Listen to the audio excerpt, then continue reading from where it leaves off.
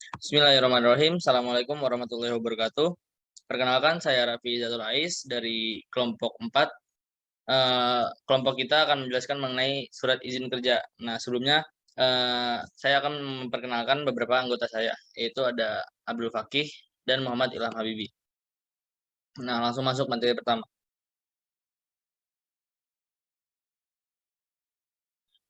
Definisi SIKA atau surat izin kerja. Nah, surat izin kerja dikenal juga dengan istilah work permit, permit to work, atau surat izin kerja aman. Adalah sebuah dokumen atau izin tertulis yang digunakan untuk mengontrol jenis pekerjaan tertentu yang berpotensi membahayakan pekerja. Nah, intinya definisi SIKA ini surat yang dikeluarkan oleh perusahaan untuk memberikan izin pada pekerja dalam melakukan suatu pekerjaan. Nah, selanjutnya tujuan dari surat izin kerja ini.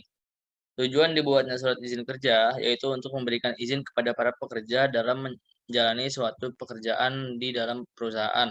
Hal ini bertujuan untuk memverifikasi para pekerja yang layak bekerja pada suatu bidang tertentu, sehingga suatu pekerjaan yang berlangsung di suatu perusahaan akan dijalankan oleh para pekerja yang ahli pada bidangnya. Nah, pada intinya tujuannya ini untuk memverifikasi para pekerja yang layak dipekerjakan pada suatu pekerjaan tertentu. Nah, bayangkan saja misalnya ada suatu pekerjaan, yang membutuhkan, pekerjaan yang ahli pada bidangnya, namun dikerjakan, bukan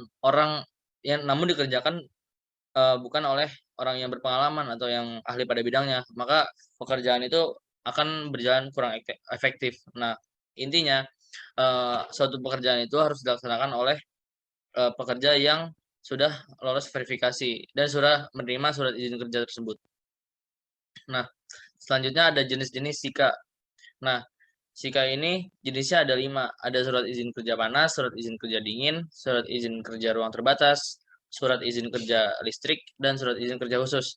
Nah, kalau dari namanya yang pekerjaan panas, itu intinya surat izin ini dikeluarkan untuk untuk para pekerja yang ditugaskan untuk bekerja pada, eee, suatu pekerjaan yang yang melibatkan suatu benda panas. Misalnya, orang-orang yang bekerja pada pertambangan. Nah, sedangkan kalau surat izin kerja dingin itu sebaliknya. Berarti surat izin yang dikeluarkan untuk para pekerja yang bekerja pada, eee, suatu pekerjaan yang melibatkan, eee, benda-benda dingin. Nah, kalau untuk surat izin kerja memasuki ruang terbatas, eee, itu berarti surat izin yang dikeluarkan oleh perusahaan kepada para pekerja yang bekerja di ruang yang terbatas atau, eee, hanya dapat dimasuki oleh beberapa orang saja, hanya cukup memuat beberapa orang saja.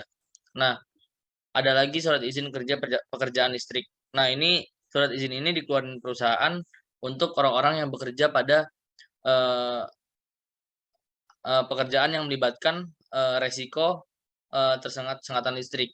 Nah, makanya surat izin ini dikeluarkan bagi pekerja yang sudah layak bekerja pada pekerjaan listrik.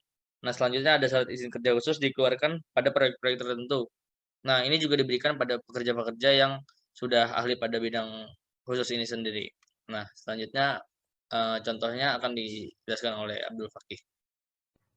Terima kasih Raffi atas kesempatannya. Berikut adalah contoh surat izin kerja.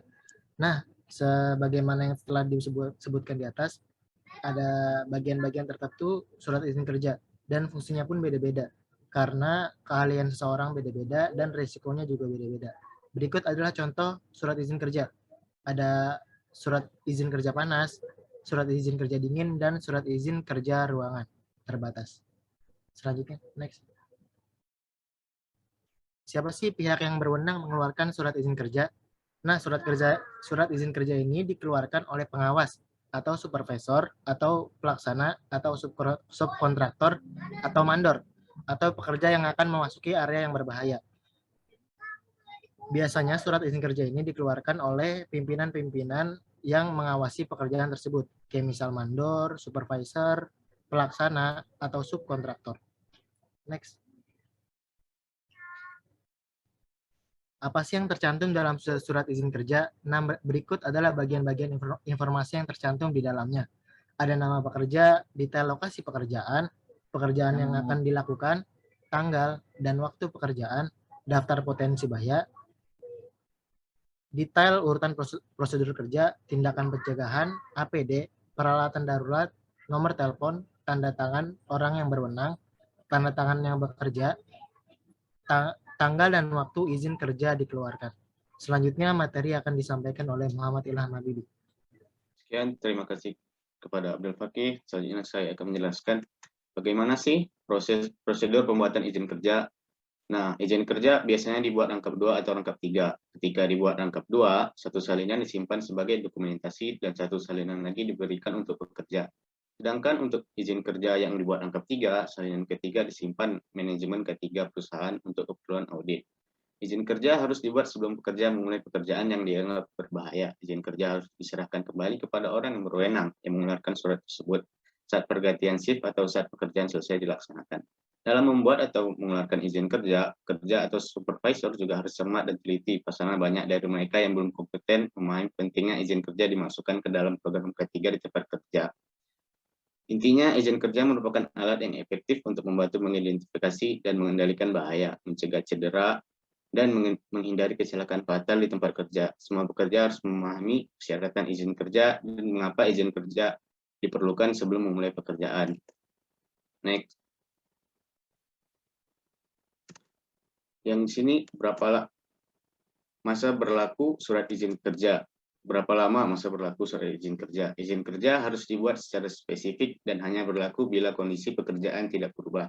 Izin kerja biasanya hanya berlaku singkat selama 8 jam atau satu shift dan berlaku tidak lebih dari 1 hari. Tentang waktu yang ditetapkan dalam izin kerja biasanya dimulai pukul 7 pagi hingga 5 sore atau jam kerja yang berlaku di tempat tersebut. Bila kondisi lingkungan pekerjaan berubah, hujan, pergantian shift, dan lain-lain, maka izin kerja harus diperiksa kembali sesuai kondisi lingkungan kerja saat itu. Izin kerja sebelumnya harus diganti dengan izin kerja baru atau bila ada perubahan lingkungan, dianggap tidak berpengaruh secara signifikan terhadap keselamatan kerja, maka izin kerja dapat dipergunakan kembali. Apabila pekerjaan yang sedang berlangsung memerlukan perpanjangan waktu, melebihi waktu yang telah ditetapkan pada surat izin kerja, Anda harus memperolehnya dan disahkan oleh pengawas pekerjaan di lokasi tersebut.